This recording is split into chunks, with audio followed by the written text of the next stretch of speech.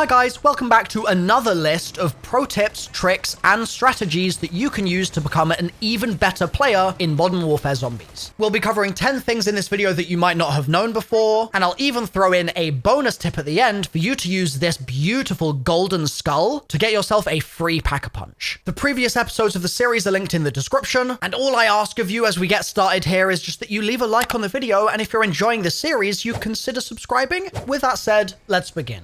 In previous episodes, we've talked about the secret ether bike, also known as the blood burner, which talks to you. Don't you walk away! It's crazy powerful. I think it repairs itself. Like, this thing is absolutely insane. And I want to actually clear up. I said previously that you couldn't find it in tier 1. That's actually not true. Since the recording of part 1 of the series, I have found it in tier 1, so that's good to know. But the point that I want to make in this video, the additional pro tip, is that it can actually drive on water. And when my chat first told me this on stream, I thought they were trolling me because I was convinced they were just trying to make me lose the vehicle, like it would just sink to the bottom of the ocean and then that would be that. But no, it genuinely does drive on water exactly the same way it drives on land. This thing is so freaking epic. I cannot stress enough. I think it's my favorite vehicle slash anything even close to a vehicle we've ever had in Zombies. It's insane. Next up is a tip that actually comes from the comments section in one of my previous episodes. So shout out Dominion Ghost Gaming for helping the community out with this one. And also on the topic, if any of you guys have tips that you can share as well in the comments of this video, that would be absolutely amazing. And I'll be sure to give you a shout out if I used one of your tips. So gas masks can be found all over the map and they have different rarities just like weapons do. And if you take out, for example, like a Merc convoy, you'll get a bunch of gas masks and that can be useful for stacking up. Or if you go to a buy station, you can stack up on a bunch more gas masks. But Dominion Ghost has shared that you can actually repair your gas mask. I had no idea this was possible whatsoever. And it works for regular gas masks and for durable ones. And all you've got to do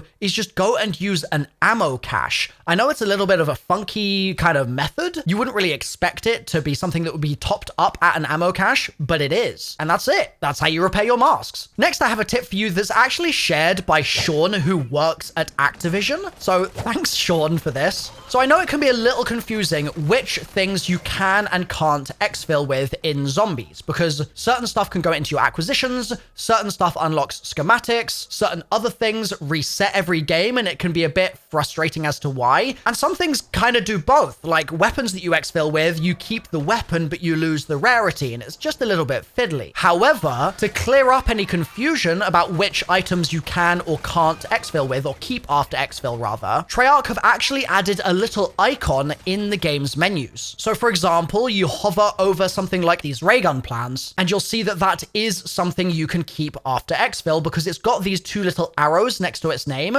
Whereas if you hover over something like armor, that doesn't have any arrows next to its name, and that means that in the next time you spawn in, you won't be able to keep your stack of like 10 armor plates. Now, something that I think all of us wish we had more access to in Modern Warfare Zombies is fast methods of transport. Sometimes it feels like you'll have a vehicle, like an ATV or a UTV or something, you're really excited about it, and then it just breaks and you're like, oh my God, now I've got to run for 5 straight minutes just to get somewhere else, and it's a pain in the butt. But a quick tip you can use to quickly spawn yourself in a fresh vehicle is to simply start one of the cargo contracts, and that will open up a garage somewhere that will have a vehicle inside. And then as soon as you've got that vehicle out, you can just cancel the contract and go about your merry way, driving it wherever you want. This is especially useful because the vehicle itself is really tanky, so it's a good one to be able to grab in a pinch. And you also optionally can just do the contract itself, get the cash for doing the contract, get the reward, etc., and then just keep driving the vehicle around afterwards. But if you're going to do that, I would recommend being careful at the end of the contract because there are always a bunch of zombies kind of attacking the hook, which is meant to grab the cargo that you're delivering, and that's going to damage your vehicle a really huge amount. So I usually stop a little short of the zombies, use the turret on top of the vehicle to shoot the zombies, and then drive through so I don't take a bunch of vehicle damage. The next tip is a classic if you're an OG Zombies fan. This is coming straight out of the Zombies Bible. simple. And if you consider yourself a classic fan and you don't know this, I want you to leave a comment saying I'm a mug, because genuinely, what have you been doing? You've had your head under a rock? No, you've had your head under a mountain for like a decade. It's not acceptable. Anyway, the tip's very simple. If you run over to a perk machine and you lie down in front of it, you can pick up some spare change and just get some free points, but this will only work once, so you need to be the first person to do it. Next, I know a lot of people have been trying to find easy ways to take down abominations because they're so damn tanky.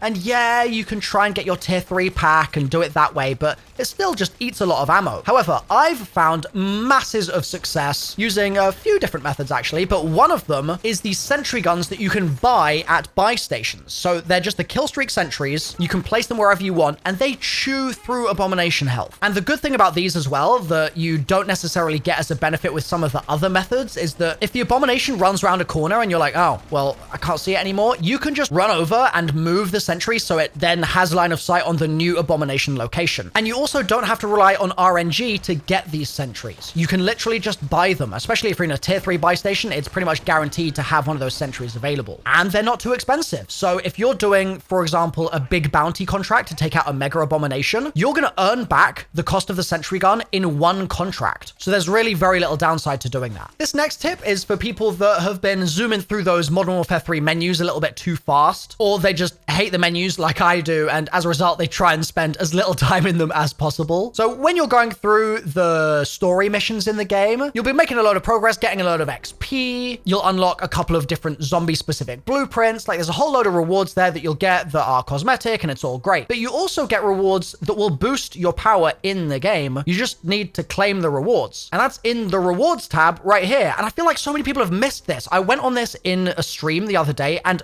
3 or 4 people in my chat were like, wait, that's there? So this is just a quick heads up. But the pro tip here is that I would recommend you leave everything in your rewards instead of claiming it, because it's not going to go away. And it means that you don't have to fill your acquisition stash space with those things. Instead, it's just like having an extra several slots that you can hold stuff in. So this tip is kind of, you have rewards, but don't claim them until you absolutely want to use them. Next is another tip from the community. So shout out Styx Dissension, who is furthering this conversation that you watching this video and I have been having in the last couple of videos about exfils. So we've talked about ways to exfil without being inside the chopper, but what I haven't talked to you about yet is what Styx has shared, which is that you can land between the main rotor and the tail rotor, which is not a lot of space, so you got to be really careful. But if you do it right, you won't die, and you can exfil from there as well. However, I've tried this like 20 times, and I just can't make it work. So if any of you guys in the comments can let me know exactly what the right spot is, then I'll try and show it off in the next video. But for this vid, I've got an alternative, which is actually exfilling on the windshield. This one is slippy slidey, so be very careful when you're doing it, but it does work. Now, I promised you we would talk about this golden skull, right? First though, I'm going to throw in another free perk Easter egg. We did 2 in the last video. In this vid, we're going to do Juggernog. So if you come to this map location and you look for this kind of clearing amongst the trees, you'll see 2 chairs set up and you'll see the remains of a bonfire. You need to bring something that can create fire, something flammable. So a Molotov works. You can also, for example, use a thermite, and you need to throw it at the remains of that bonfire. When done correctly, the bunny that should be sitting on one of the chairs will disappear in a kind of purple bloop, and a portal will spawn in, giving you, and just you, not your whole squad, just you, a free Juggernog. The only thing to note here is that if the bunny is not on the chair, it means that someone else in the game has already done the Easter egg, and you'll have to wait till your next match in order to get it done. With that out of the way, let's talk Golden Skull. So the skull itself drops from the Stormcaller. So if you look on your map for where the radiation is at any given time, in the center of that cloud is this boss called Stormcaller. And if you take them down, look on the ground below them for the Golden Skull, and then get the hell out of there, go sell it, and enjoy your free Pack-a-Punch. That's it for today's tips. Like I said, leave any more tips that you guys have found in the comments down below, and click through on the screen right now to the next part in the series. I'll see you there.